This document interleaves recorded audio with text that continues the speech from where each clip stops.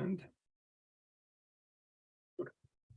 good afternoon and welcome to the Way to Wow, People Making Money. I am your host, Kevin Bemmel, and we are here every Wednesday at 12:30 p.m. Pacific time, 3:30 p.m. Eastern time, and then an hour in for Mountain and Central time.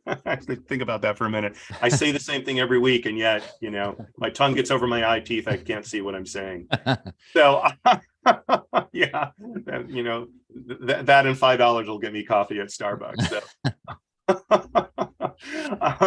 So I have a special guest today, someone that I'm very excited to speak to because he's an expert in a topic that, candidly, I know almost nothing about. All I know about it is from what I've read in his book, and it's quite a fascinating topic called Enneagrams. And I pronounced it right. Scott's been coaching me on how to say this word, and so I'm not going to get into a long bio for Scott Allender. I'll let him talk to you about his background and the work that he's doing. But I want to get right into this because the time always goes so fast. So Scott, welcome to the Way to Wow. Thanks for coming on. Well, thanks, Kevin. I'm delighted to be here. I appreciate you having me. Yeah, my pleasure. So, the typical way I get started with a guest is by saying, let's take you back as far as you're, willing to go.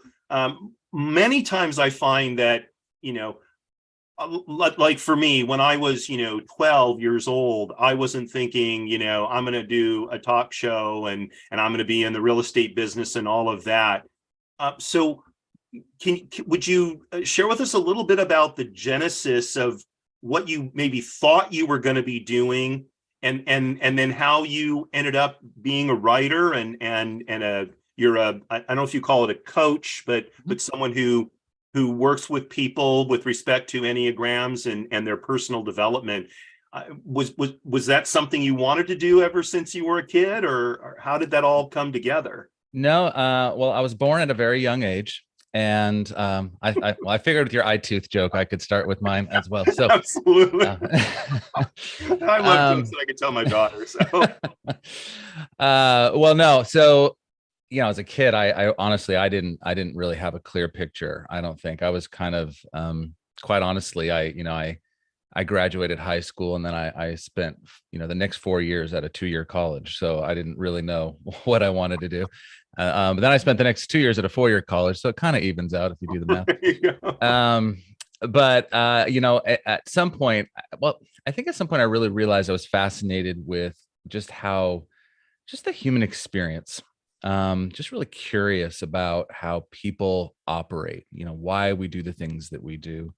I tried my hand when I was like 19, 20, 21 at writing songs and playing music with people and really wanted to explore what I was seeing in the world through art. And it turns out I don't have much talent for that. So that didn't continue.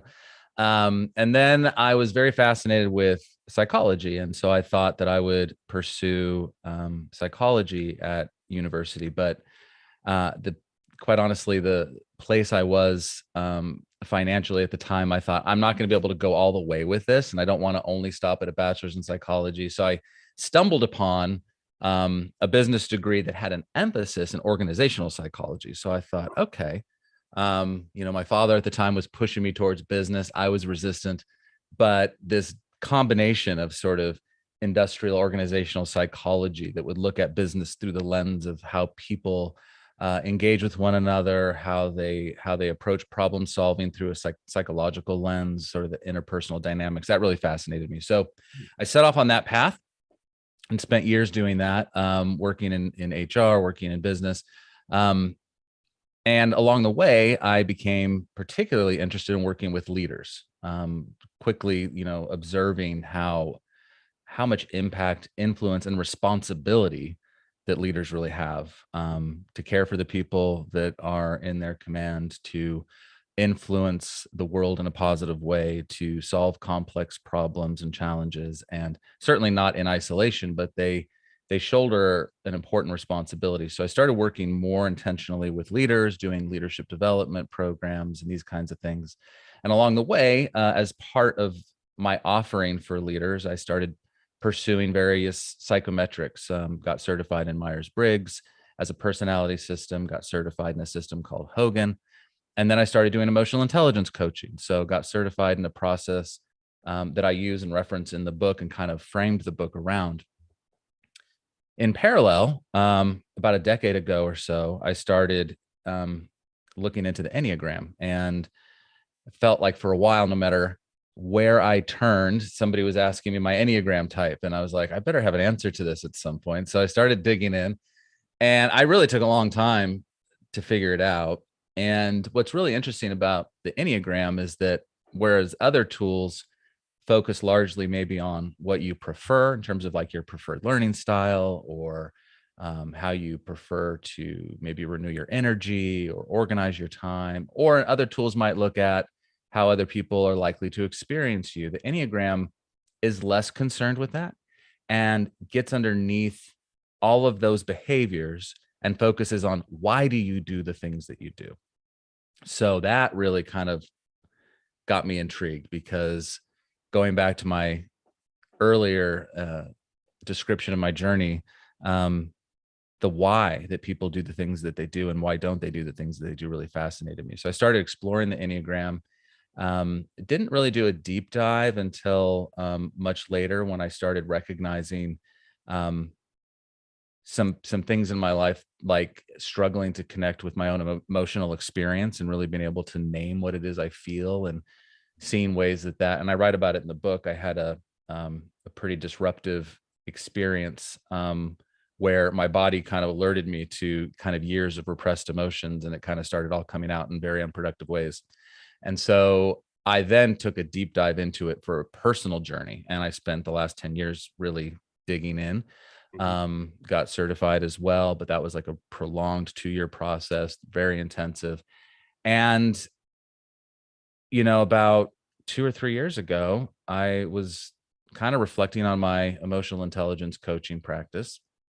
I was looking at data around self-awareness, and I found myself pretty depressed at the results of everything, right? So we know all this studies, all this research, all this publication keeps coming out saying emotional intelligence is by far the most important thing you can have for your personal and professional success.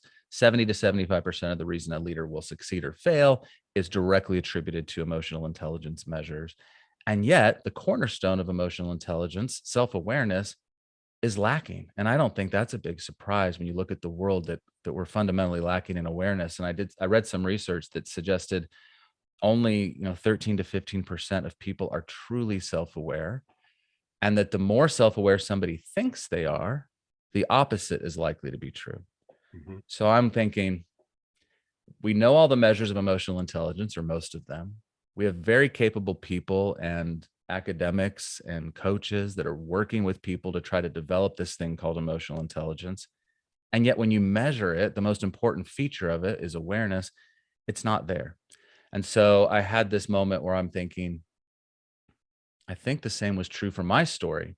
I had all this knowledge I was getting, I was training leaders, working with leaders, and yet I had all this inability to understand what was truly going on beneath the waterline of consciousness, until I started working with the Enneagram and started discovering all this like repressed stuff. In many ways, what the Enneagram reveals to us is one of 9 personality archetypes that we over identify with as a young person and into our adulthood as a way to get our needs met. There's no good type, there's no bad type, but it's just a limiting, it's essentially, in many ways, it's a mask of personality.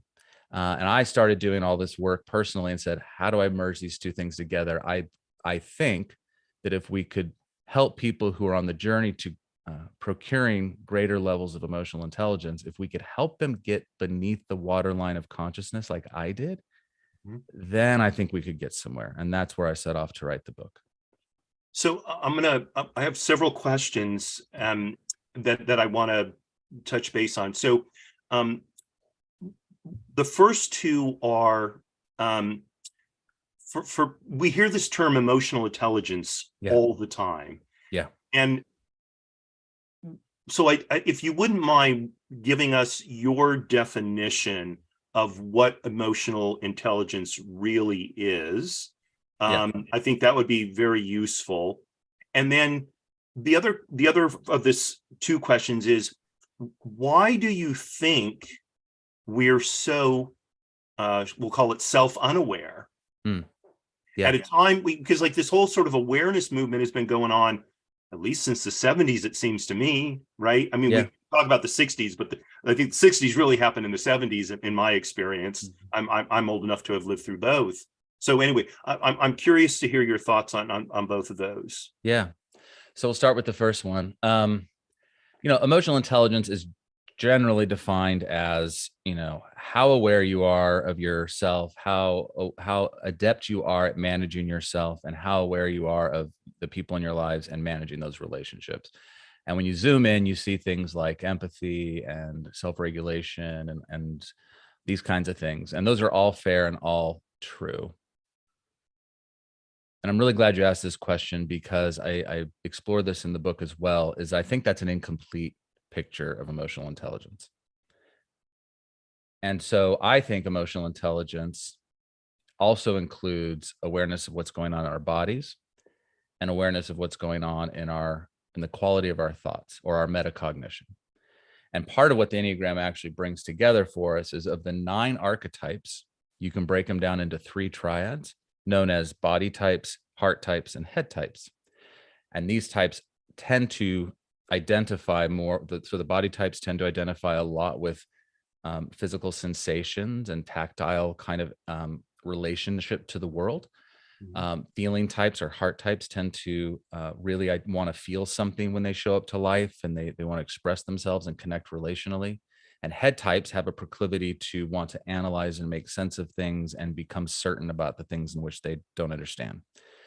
And depending on where you fall, head, heart, or body, you overuse that intelligence and kind of have a lack of access to the other two, thereby giving you a very limited ability by which to create a sense of awareness. Because, for example, head types will tend to, until they become aware of what they're doing, try to use logic and reason for everything, even when logic and reason might not be the thing that's needed. Maybe it's something that's a matter of the heart or a matter of the gut, right? And so so I think emotional intelligence has been redacted to simply trying to pay attention to what you're feeling and then manage those feelings really well. When I think it's actually about creating a greater container for awareness, for optionality, for seeing problems from a more broad, open mindset through connecting all of these things. And then the second part of your question, I don't know if that fully answers your first question, but I Yeah, guess the second part is why are we so bad at it? Well, one is I think because we don't include all 3 of those things in the conversation. Second thing is, even when we are talking about emotional intelligence and we're using systems that measure it, we bypass emotions themselves and try to go into rational processing and behavioral change before people even show up and actually feel the feelings, right? So part of learning to become emotionally intelligent is to pay attention to all of these things. So from the body perspective, what are my physical sensations and the physical signals my body is sending? What are they telling me? Right. And that's a tough piece of work. Like, people don't often stop and think about the importance of that. In fact, oftentimes that gets dismissed as less important, right? If you hear somebody say, "Oh, my gut is telling me," you kind of go, your gut? That doesn't seem that valid. My brain is telling me we should do this, right? So you dismiss the gut. But yet there's this growing body of neuroscience that would say our bodies know far in advance before our heads and our hearts know anything. It's called interoception. Like, our bodies are constantly sending signals. Our organs are doing it all the time. And the brain is locked in this little black box trying to make sense of the signals. And so our bodies are interacting with life, and it's sending signals, and our brain's trying to make sense of it. And through that process, and through the emotions that often coincide with that, the brain is now making predictions about what it thinks is going to happen. So if we focus too much on the brain, if we focus only on the heart, or if we focus only on the body, we miss the big picture. We have to bring all three of these things together. Now, what the Enneagram really goes much farther with is kind of what I started to say a while ago, which is these 9 personality archetypes. If you look at the root word of personality in the Greek, persona, it actually means mask.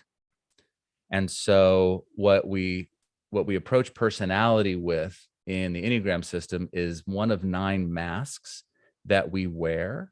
And those masks we adapted, like I said, we over-identified, we contain all 9 types. We over-identified with one type as a young person as a way to get our needs met, essentially putting on the mask of personality to say, this approach, this way of framing reality, this way of believing, this way of thinking, this way of seeing, this is what's going to help me be safe, have love, get approval, and all of those things. And that mask, that strategy worked for us as a young person. That's why we identified with it in whatever our lived experience was. The problem is what Carl Jung said in his work, and I'm going to paraphrase it: what works for you in the morning of life will work against you in the afternoon of life. So people reach a certain age, a certain time, and they start wondering why the relationships aren't as fulfilling or successful as they think they should be or expected them to be. Or they have work challenges and interpersonal dynamic challenges there they can't figure out, or a slew of other things around, you know, from relationships to decision-making problems to the inability to handle the stressors that come their way because they keep trying to solve the problems of their adult life through the mask of the young person that was sort of adopted in childhood. And so part of what you do with the Enneagram is you learn about your type, you learn about the mask, you learn about the fears and the desires and all of the things and the stories that shaped it so that you can start to learn how to take it off. Right. And so until you do that work, I don't think awareness is possible. Not real awareness, because when you say like become more aware or become more emotionally intelligent, and you're not even conscious of this like mask of personality that you're wearing, you just set about trying to adjust the mask. Oh, Kevin said I need to, turn it to the right. So I'll turn it to the right, or I need to put more blush on the cheeks, so you keep trying to like make the mask look more presentable, but you haven't even begun to excavate, well, what are the wounding messages and the stories that I carry that are self-limiting and all of this stuff that I have to tend to. And that's really a tough thing to present in a leadership or business context, because those kinds of conversations usually not a lot of space for that. Right. And so because we can't do that, we keep, I think, throwing more and more emotional intelligence tools, which again tend to be far too logical and rational, trying to fix the problems that we just can't fix because we don't know how to get underneath to see what's really going on in our blind spots. So you mentioned a few minutes ago Myers-Briggs, which I think a lot of people have heard of it and may be familiar with it. How does that system compare? And I sound like a high school teacher here. Compare and contrast, Myers-Briggs with the Enneagram. But for people who have heard of the one and are new to Enneagram, how do these, do they relate, or are they really completely different systems? How would you explain that connection or lack thereof? I think they're measuring different things. I have seen some publications. I think you could do some Googling on the overlay, and I think some people have made some pretty good efforts and strides at trying to make correlations between some of the Myers-Briggs typing versus Enneagram typing. But Myers-Briggs is really measuring 4 things. There's 4 letters in the system, and the first letter is, how do you prefer to renew your energy? And that's through either extroversion or introversion. How do you prefer to take in information, whether that's through sensing or intuition? How do you prefer to make decisions? Do you start with thinking or do you start with feeling? And the 4th letter is, how do you organize your time, whether it's through judging or perceiving? And I'm oversimplifying it. These sort of 4 letters reveal more than just that. When you get into the Myers-Briggs, you can see the way that your energy renewal fuels your intuition or your thinking or your feeling, and how you're judging or you're perceiving. It's actually much more nuanced than people tend to give it credit for. So it's incredibly useful. And I still find it really useful to go into like a team of an intact team, a team of people that work together, and in 2 or 3 hours you can create a lot of aha moments about, oh, you really prefer to work this way and I prefer to work this way, and it's not personal at all, and you can create a lot of strides. But the Myers-Briggs doesn't really get into why you prefer those things, right? And it doesn't purport to want to give you any. It suggests that you've learned to flex once you understand where you have preferences. Therefore, you learn to flex outside your preferences when the situation calls for it.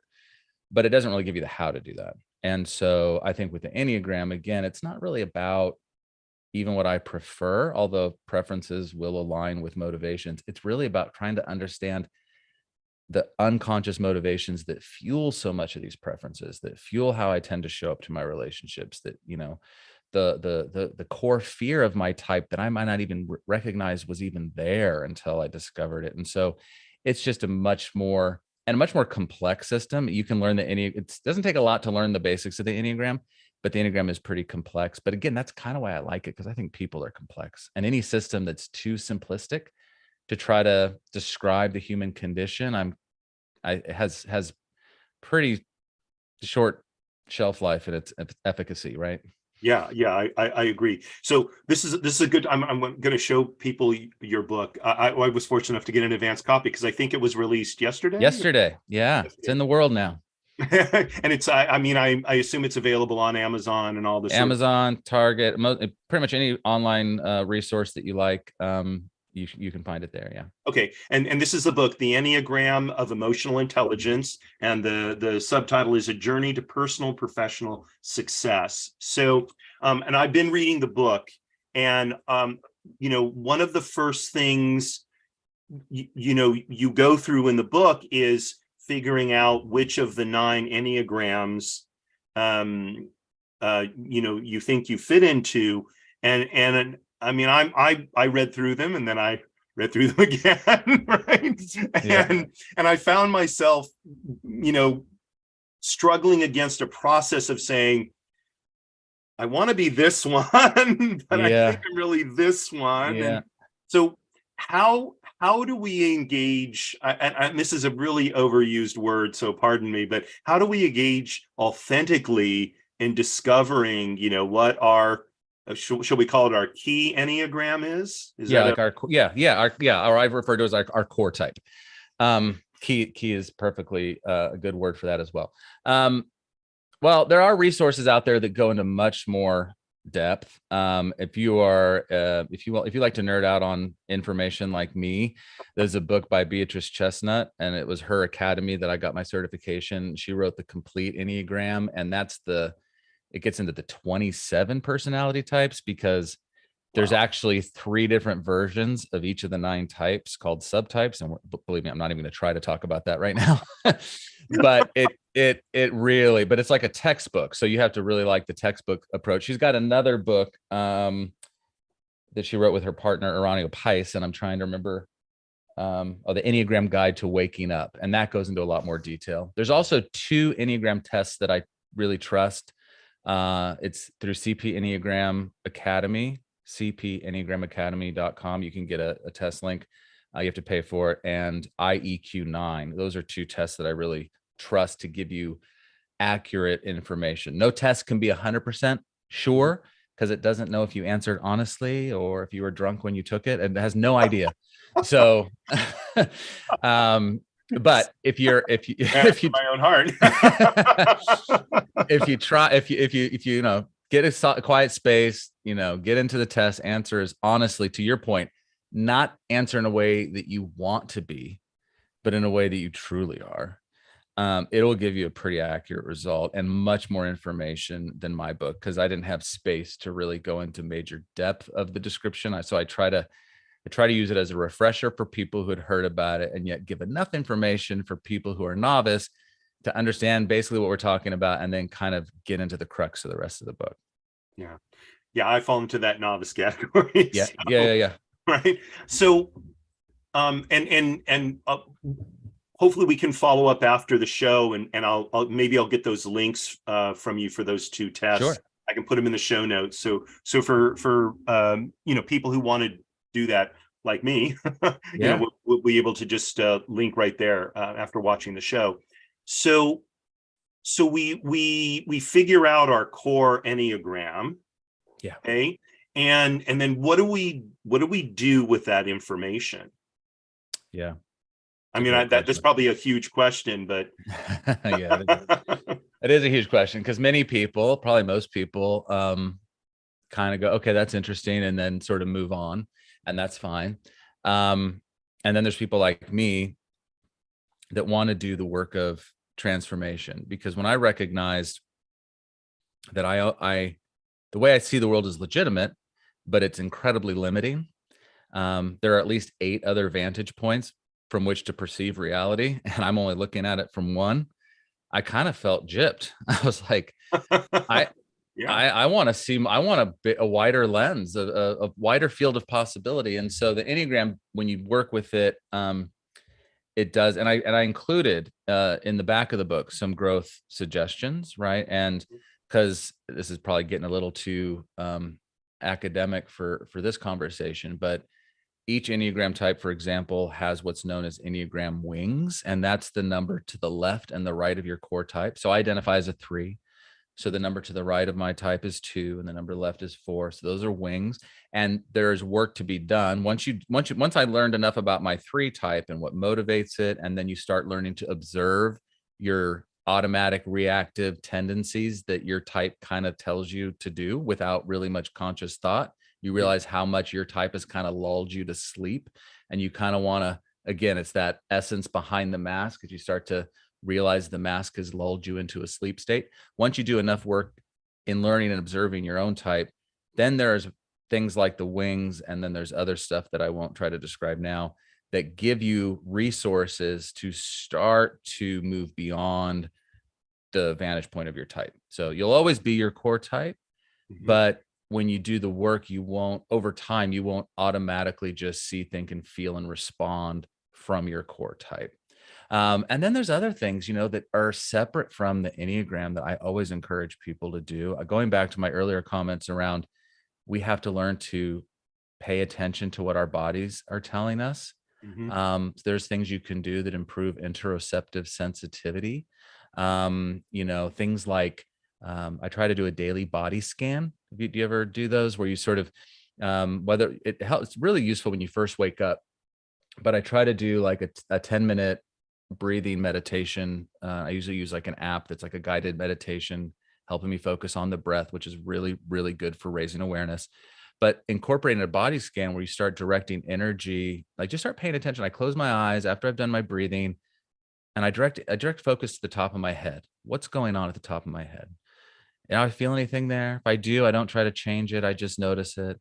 And I kind of work my way down through my face. Is there any tension in my forehead? Am I crinkling my brow? And I kind of work my way down to my neck and my shoulders. Is there anything going on there? Okay, there's something there. Again, maybe try to breathe into it a little bit, but don't judge it. Don't worry about it. And I go down in my arms and my torso and down through my legs and into my feet.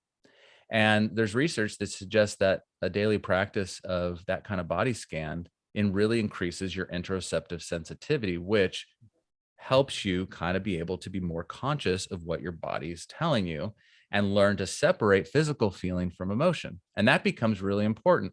Um, I'll use an illustration of a 2011 study from some Israeli judges who were seeing people up for parole. And before 10 a.m., the parole rate averages around 66%. After 10 a.m., before lunch, the numbers start falling off the cliff unless the judge had a snack. So you literally see people's very freedom start to go down in terms of their chances of getting out of prison Wow. based on an apple, right? It's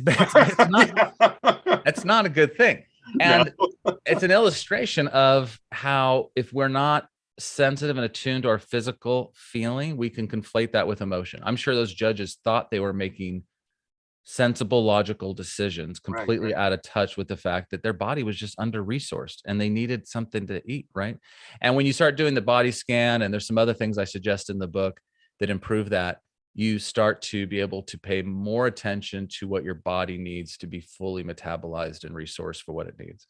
And there's a bunch of other things I suggest in the book too, around learning to name our feelings, becoming more emotionally granular. There's getting an emotional thesaurus, where Mhm. you start to like go beyond how do you feel? I feel good, fine, tired, what, you start getting more granular. Being able to name on a more granular level is proving for people to have greater sensitivity to their emotional experience. And so there's a lot we can do separate from our core Enneagram type that goes back to what the foundations of the system point to, which is thinking, feeling, physical sensation, integrating all of those into our lived experience.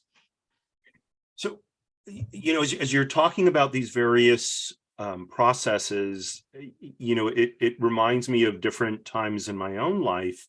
I know when I first started in business back in 1986, a relatively young man. You started at 5, right? No, but thanks. You're my buddy. So, I would go to interact with a potential. I was in the real estate business initially, and I would go to interact with a client, or potential client, I should say, who inevitably they were, reasonably wealthy because they had some real estate that, right? And I would find myself having kind of a visceral dislike for these people. So I'm trying to get business from people. At the same time, I'm probably giving off a sense of, I don't really like you. And finally it occurred to me, I'm working at cross purposes here. And I thought a lot about it. And I realized from my father, I got a sort of fundamental distrust of people who were wealthy, because his feeling oftentimes was people became wealthy through nefarious means. Right. And so I had to sort of dig inside myself to figure that out. And then once I figured that out, I said, okay, well, what do I do about this? Right. So then I started, I frankly, I joined it was a networking group and a charitable group where everybody there was wealthier than me, and found out that there were lots of nice, very kind, right, wealthy people around. Yeah. But it was a long, difficult process. It took me several years. And I have to admit, I don't think I've conquered it in the sense that it no longer, right, impacts me, but I'm aware of it now. And Yes. so I've become, I think, reasonably effective at shortcutting its impact on me. Yeah. So in finding out our Enneagram and our sort of inbuilt tendencies, if you will, the process then is it seeking to, and I'm not saying, I don't know how this example I just gave you would relate to my Enneagram, but is this the process we're seeking to go through, or what I'm saying? How do we somehow we've got to get below, here, we got to get out of here, and get into here and here, like you're saying, the heart of the gut, or at least I did. Yes. So I love that example, because that's an Enneagram lesson in of itself. Not knowing your type yet, getting curious about this thing that you were experiencing, right? This sort of emotional trigger, getting curious about why it's there, and then getting curious about the story you told yourself or were holding that sat behind the feeling, right? And most people don't do that. We tend to outsource our negative emotions onto other people and blame them for these negative emotions, or even our own negative behaviors. And I love what you said, that finding that out didn't make it all just magically go away, right? But now you create more space between stimulus and response, right? Instead of just having an interaction, feeling triggered, maybe acting out in some way, or not getting the deal done because they didn't think you liked them, and it was showing in your performance. You're now more aware of when it happens. And I imagine, tell me if I'm wrong, that because you can observe it happening, that you can release the emotion quicker than you used to be able to. That's exactly right. Yeah. And I think that's what happens too. So for me, I'll just use one example, because I've been talking at a very high level, and we're not going to go through all the core motivations of all 9 types, but Enneagram 3. Okay. So there's a core fear that I had no idea was a core fear of my life until I did this work, that separate from what I achieve, that I don't have any real worth. That's what threes believe, right? They don't consciously believe it, but that's what they internalize. There's some perceived message that people don't value me for who I am, but what I can do for them and for others and accomplish in the world. And you can kind of see it all over, people running around like crazy trying to perform and achieve and build bigger and bigger things. And sometimes to the point where they end up in the ER with stress and heart issues because they've worked themselves to death, never knowing that they weren't necessarily chasing. I'm not saying this is true of everyone, of course, but for the 3 motivation, that the very reason they were chasing these successes and were constantly working themselves to the bone may have had nothing to do with pursuing these entrepreneurial ventures or the CEO of a company. It might have just been on an unconscious level that they thought if they could achieve enough, they would finally feel worthy. And so for me, I had to excavate and kind of go, well, what are the stories I'm holding? What are the self-limiting beliefs that's informing that? And I had to go back and I had to think about my parents' relationship with each other and the dynamics of what happened post divorce with them, and perfectly wonderful people, but as a young person, through various interactions and the different messages I received, I kind of felt lost in that process, and I felt like my own identity and my own emotions didn't really matter, and that I got the most sort of attention and um, sort of sense of belonging when I was able to be demonstrate some kind of proficiency or some kind of success as a family relationship broker or whatever that was. And I started building on layers and layers and layers, and very unconsciously, to then suddenly as an adult, not able to connect with my own emotional experience. One of the things that woke me up to this whole thing is I was in a men's group for about 12 weeks with about 15 guys. My friend was working on his PhD at the time, and part of what he was working on was the interaction of men connecting from the heart, like the way men talk about feelings, relate over feelings, all these things. So we were his sort of lab rats for his first group. And the first night, he just put 8 core emotions on the wall. And after some, food and getting to know each other a little bit with this new group of guys, all we had to do was look up at the wall and name 1 or 2 emotions. And we didn't have to give context. I didn't have to justify the emotion, just say it. And at some point, I was struggling. I'm like, well, just say one. Nobody's going to know if it's real. Just say it, right? But I couldn't really. And I was the last to go. And I actually chose the emotion of loneliness because I felt like I was the only one that didn't understand it.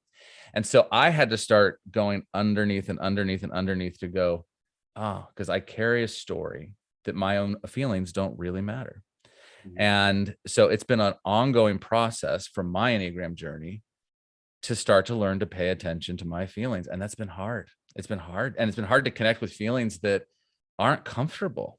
One of the, I mentioned the heart triads being Enneagrams 2, 3, and 4, and I'm a 3. So I'm at the center of the heart triad, and a common emotional theme for heart types right below the surface of awareness is the emotion of sadness.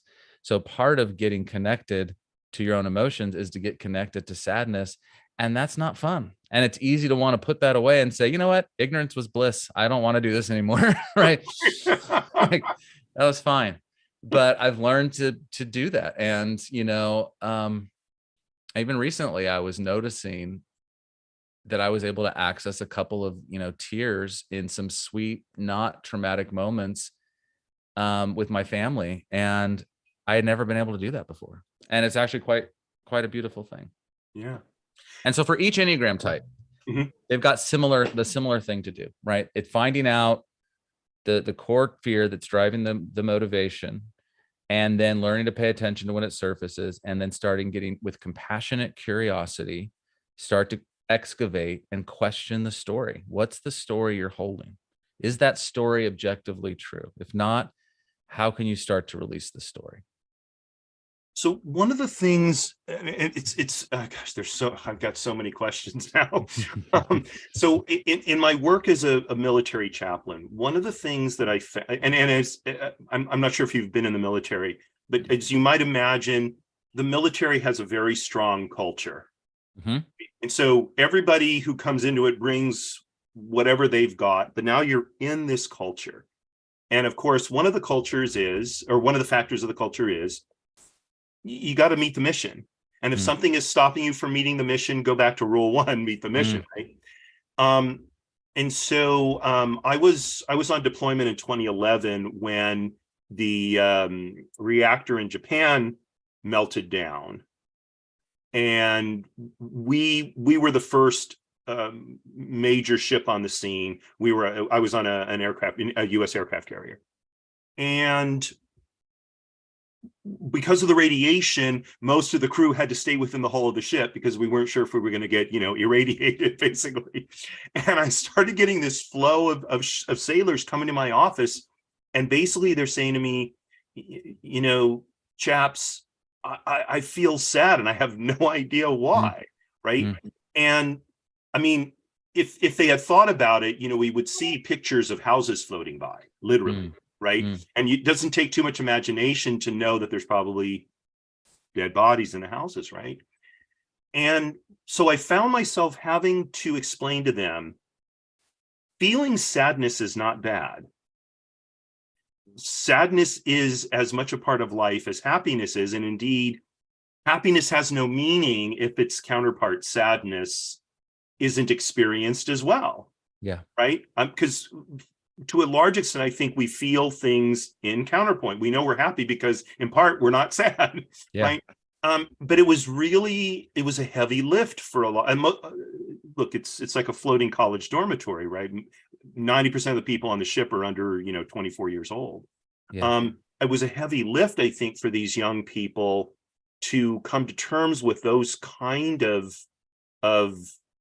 ideas, if you will. So Yeah. so this leads me to my question, and I have my daughter will be 16 soon. How do we apply what you're explaining to us, what you're teaching us? How do we apply it to our children as parents Mm. to maybe help our children not have to do, I don't know, quite so much deep work as maybe we had to do? Because I'll add on to it real quickly Yeah. because I don't want to talk too much, but there was a point in my life in my early 20s when it was very popular for people to blame what was ever wrong with them on their parents. Yeah. And I looked at that and I thought to myself, gee, my parents did the best job they could. Yeah. Now it's time for me to take responsibility for my own life and fix whatever stuff my parents and I did to mess me up. And Yeah. that's, to a certain extent, that's been my journey, for the last 40 years or so, is rather than saying, oh, I'm this way because of my father, my mother, or whatever, saying I'm this way, they may be the root of it, but now it's up to me to make my life what I want it to be going forward. Yeah. So how do we potentially, I don't know, shortcut that process for our children, Yeah. if it's possible? It's a brilliant question. And a couple things come to mind. One is, I think we all had to put on an ego at some point, and our children will as well. And you kind of have to have an ego to transcend an ego. And much of what I've been talking about in this sort of mass of personality is ego. We're talking about learning how to transcend, or even, I don't want to say kill the ego, but move past the ego. And I think that all of us in our lived experience will internalize certain messages that shape what that ego looks like, no matter how great our parents were. Some things happen, on a very unconscious level from when we were really young, and maybe we didn't actually see it as, you know, we don't, perceptual neuroscientist Bo Lotto in his work points out that we don't see things as they are, but only as they were useful to see. Right. Mhm. None of us sees an objective picture of reality. Right. Even when it comes to something like, do you remember the blue dress, gold dress debate back in 2014? Do you remember, like, it was going around the internet, and it was like people were like almost throwing things at each other, whether or not the dress was blue or the dress was gold. And you saw it and you're like, I can't understand how somebody, whatever side you saw, I think I saw gold. I'm like, how could anybody see that as blue? Like, it was infuriating. But it's such a perfect example of how your experience with things is completely different than my experience. So as a young person, the messages we receive, the things we overhear, the things we think our parents are doing when we have no idea what's going on, it's going to all filter in and create a story, a narrative of how we need to make sense of the world so that we can survive it. Mhm. And like I said, whatever that story is usually works pretty well for us up to a certain point. But we can't live, the later part of our lives according to the programming of the early parts of our lives. One thing I think that I've become more aware of, because I've got two young girls, 12 and 10, and I'm paying more attention, and the book illustrates the wounding message for each Enneagram type. And again, it doesn't have to be an actual objective, this was the wound that I handed you, right? But in the mind's eye and the lived experience, they internalize some form of that message. Knowing this, anytime I think I start to see my child maybe living out signs of that wound a little bit, I try really hard to counteract it with messages, right? I think one of my daughters is she's striking me as potentially putting on the Enneagram 1. I don't know. She's young. I don't know. And I'm not going to assign a type yet. And I think that's the wrong thing to do, right? Don't type your kids. They haven't even fully formed yet, right? Their brains aren't done going at like till they're 24, 25. So, but I do see, and ones are known as the perfectionists or the improvers, and they tend to have a pretty rigid way of looking at things, that something's either good or bad or wrong or right. And the message behind that is that it's not okay to make mistakes, or, I have this belief that I can't make mistakes. And so I've got to be good and do good. And they work really, really hard. And it's this endless quest to recover the lost virtue of serenity Mhm. before they believed that they're at perfect peace before they internalize this message that they've got to perfect themselves in the world and everyone around them. Mhm. And I'm seeing some signs. This is the first time I've spoken about this sort of publicly, but I'm seeing some signs of that. I don't know for sure, but my wife and I have been trying really hard to send her the message of how just okay it is to make mistakes. I mean, when she's hard on herself, it's this constant, and even before she's hard on herself, it's this constant, can we at least try to subdue wherever she picked that up to try to counteract a bit of that, so she doesn't keep making it more cemented and that neural pathway in her brain gets well worn, and like then it's hard to create new exit ramps, right? So we're trying, and but who knows, maybe we have it all wrong. Maybe she's not trying to be a one, we're giving her the wrong message. I don't know, maybe it's messing her up even more. I don't Well, so in the end, we are going to mess up our kids, Yeah, and at the end of the day, what do you that's okay. No, and I have to. I thought of an absolutely terrible joke when you said we shouldn't type our kids, and I would think today we would want to, word press our kids at least, or word process. I mean, our kids. Yeah, that's I funny. just said, so we're um.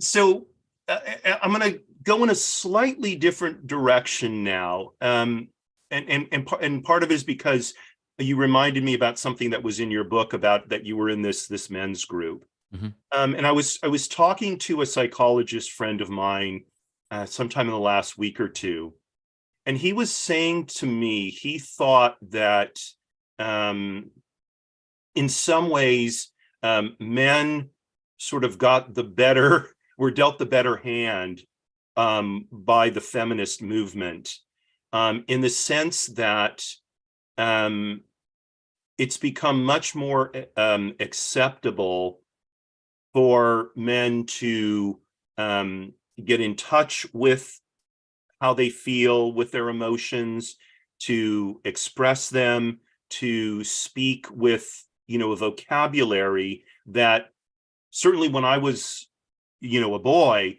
uh, you did not talk about that kind of stuff, especially with your buddies. They would have Mhm.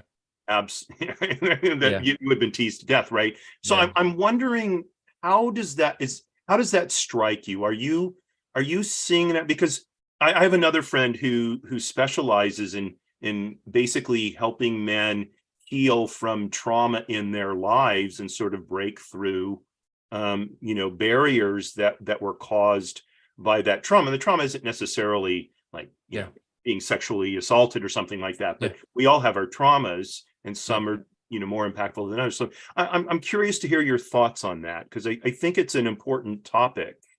Well, any gender delineations above my pay grade. I haven't studied that really. I will say I'm really encouraged that I'm seeing more and more progress towards men being able to and being encouraged to connect to their emotional experience. I think that's incredibly beautiful and necessary, because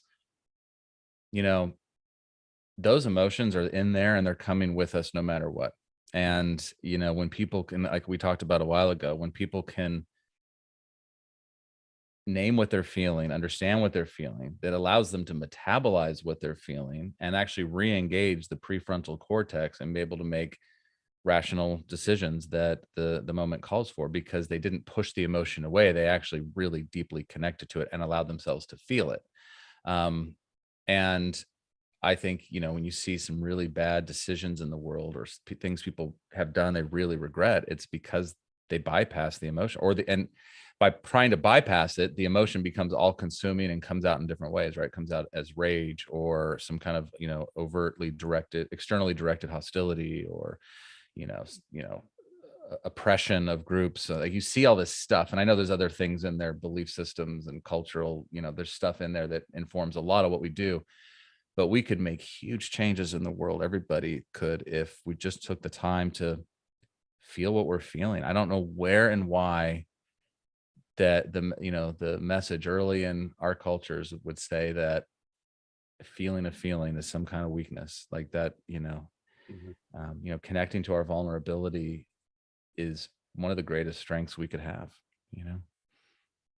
Yeah, I mean, I agree with that, and that was also a lot of the work I did in the Navy as well, was helping these service members understand that you are vulnerable, and yet look at all you've done, in spite of the fact that you're a vulnerable human being, right? I mean, and a lot of them had done quite amazing things. I mean, when you consider some of them are going into combat, right?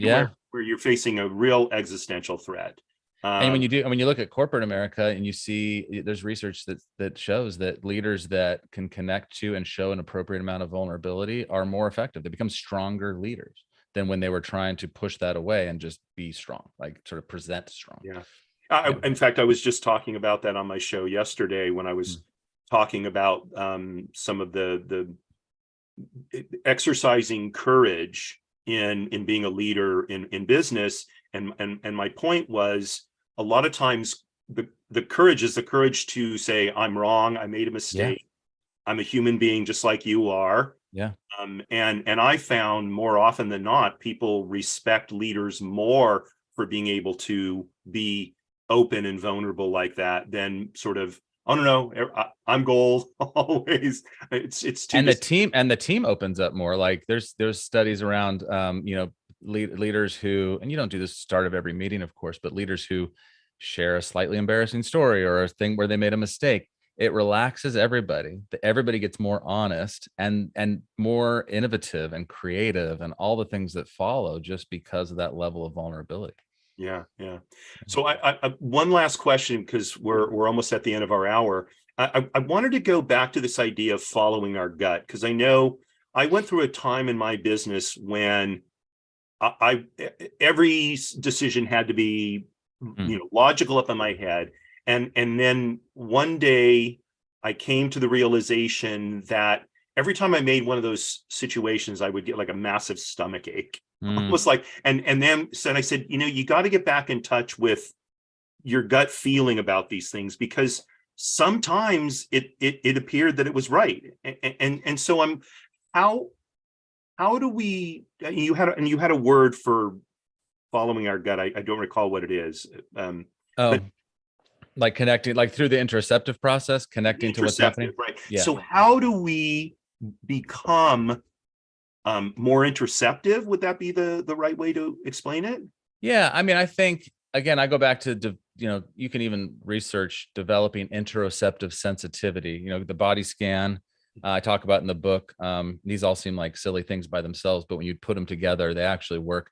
There's something a friend of mine showed me, and it was really fascinating. You put a pulsometer on your finger, Mhm. and you slow your heart down. You get yourself relaxed, and then you don't look at the pulsometer, and you just try to tune into your heartbeat, and you just count how many beats that you can over the course of a minute, and then you look at the pulsometer and you see what the delta is.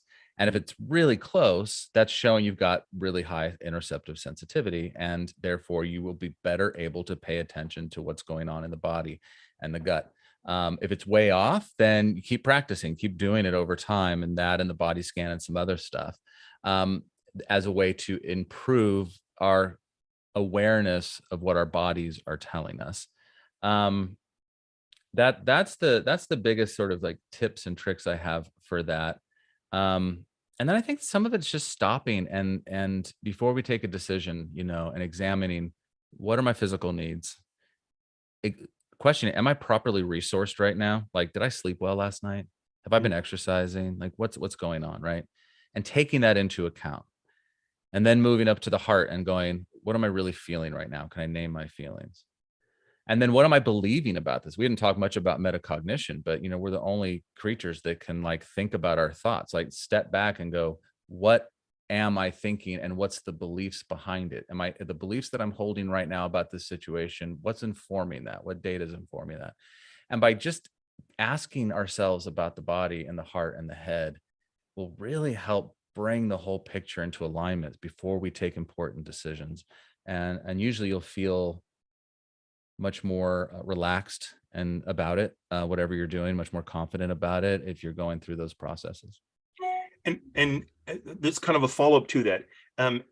As leaders, if we have a colleague come to us and say, essentially, my gut, this is what I think we should do. I can't really give you a logical reason why, but my gut is telling me this is what we should do. How should we respond to that? That's a great question. Well, I think we should give it as much weight is more weight than we tend to do, right? I mean, I think we should give it weight in the room. I think it's okay to test assumptions from there, right? Because we're all, whether we think we're doing it with our heads or it's our gut instinct, the truth is all leaders need to get really adept at testing assumptions and taking little steps towards validating it, right? So before you make a big plan and invest a bunch of time and resources, and then you find out you're wrong, whether or not you thought you were logical or going on emotion or gut, that's disastrous, right? So take a playbook from the sort of disruptive tech industry and do a lot of test and learn. Like, okay, that's great. Can we run a little experiment to test what your gut's saying and see what comes back to us? Can we check it with that stakeholder or with that external partner, what have you? And then just get the information so we see if we could continue down that path or we should pivot. Okay. Well, unfortunately, we've got a minute left. There's a lot of other things I can ask you, so I'm going to have you come back and Sure. hopefully we can have another conversation. But so first of all, I want to repeat, the book is The Enneagram of Emotional Intelligence by Scott Allender. It's available wherever you buy books. Okay, and get this book. Look, I do this. I've been doing this for years as both a chaplain and as a guy in business, and I've found it to be absolutely eye-opening for me. And so I can't recommend the book highly enough. So do check it out. There'll be a link in the show notes. I usually link to Amazon. So, but by all means, do get Scott's book, and it's actually short. But give yourself the time to really read and absorb the book. It will definitely help you. So Scott, Excellent. thank you so much for coming on Thank the show you. today. I appreciate it very much.